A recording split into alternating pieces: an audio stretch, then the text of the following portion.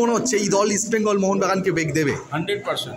আজকে প্রথম ম্যাচ সেইভাবে খেলেছে, আমি মানে বিশ্বাস করতে পারছি না এই মোহামেডান স্পোর্টিং ক্লাব যে টিম, যে প্লেয়ার এমন খেলেছে, যারা নর্থ ইস্টকে এমন করে আমরা প্রেশারে রেখেছিলাম। লাস্টে এক্সট্রা টাইমের মধ্যে সেটা 3-4 মিনিট আগে আমরা গোল খেলাম। এটা খুবই দুঃখ বিষয়, কিন্তু হার জিত তো থাকবে।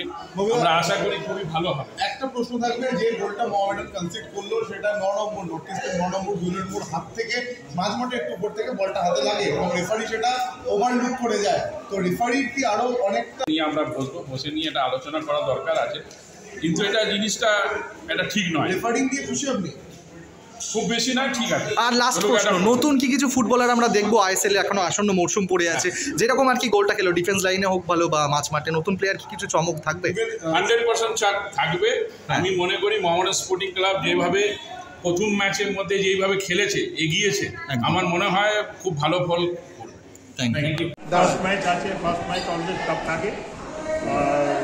আশা করি এই টিমটা অনেক এগিয়ে যাবে। এখন আমার একটা ভালো প্লেয়ার ইনজুরি হয়ে গেছে, তার জন্য একটু অসুবিধে আছে।